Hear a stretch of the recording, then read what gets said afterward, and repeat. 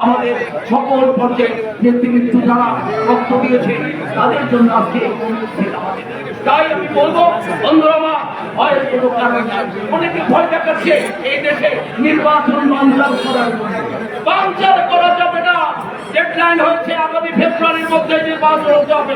ইনশাল্লাহ আমার বিশ্বাস যতই ষড়যন্ত্র দেশে বিদেশি কোনো কিছুতেই কাজে আসবে না। ভোট আগামী ফেব্রুয়ারিতে হবে ইনশাল্লাহ। সেই লক্ষ্যে কাজ করে যান। আমি ছাত্র, যুবক, মেহনতি মানুষ সকল পর্যায়ে যুবক ভাইদেরকে বলছি আপনার ধৈর্য করতে হবে। একটু ধৈর্য ধরেন ভাইরা, আমাদের প্রিয় নেতার কথা শুনেন, আপনারা যদি তার কথা শুনেন ইনশাআল্লাহ আমার বিশ্বাস একটি বিশ্বাস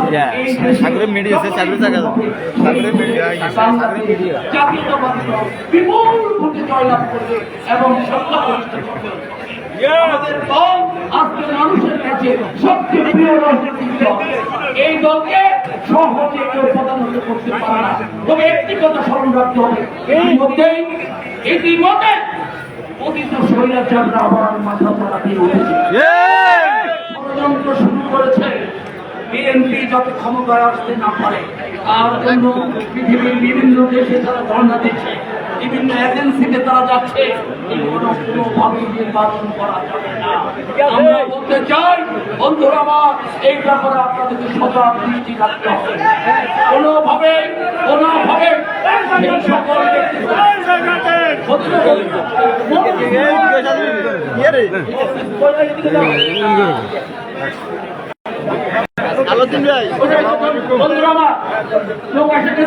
আপনাদের কাছে বিনয়ের সঙ্গে একটা অনুরোধ করছি বন্ধুরা, কোন প্রকার নৈরাজ্য, কোন প্রকার আদালতে ধান্দামি এগুলা কিন্তু করা চলবে না।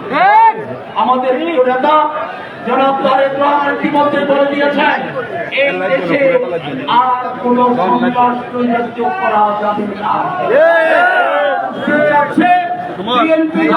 সন্ত্রাস নৈরাজ্য করে তাহলে দেশে আরেকটি জিনিসকে আমন্ত্রণ জানাচ্ছে তারা। ওরা চাচ্ছে একটা বিশৃঙ্খলতা তৈরি করে এই দেশে যে করে হোক তারা যেন ইমার্জেন্সি ঘোষণা করাতে পারে। আমরা বলতে চাই ভাইয়েরা আমার, আমরা যদি একটু কষ্ট করি, একটু ধৈর্য ধরি, তাহলে আমার মনে হয় আমরা এটা থেকে আমরা বিএনপি, আমরা জনগণের বিশ্বাস করি।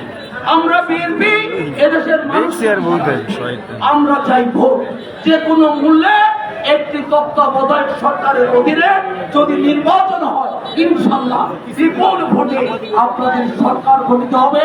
আপনাদেরকে আহ্বান জানাচ্ছি সেই লক্ষ্যে আজকের মৌনমিছিলে সুন্দর করে মৌনমিছিল দুই ভাগে বিভক্ত হয়ে আমরা নেতৃবৃন্দরা সামনে থাকবো।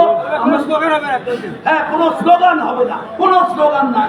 দুই পাশে সুন্দর করে হেঁটে আমরা বড় মসজিদ পর্যন্ত যাব। আপনারা সকলে দয়া করে থাকবেন। আমি আমার সাধারণ সম্পাদক ও সদস্য সচিব সহ আমার জেলা নেতৃবৃন্দরা আমরা একত্রিত সামনে থাকবো।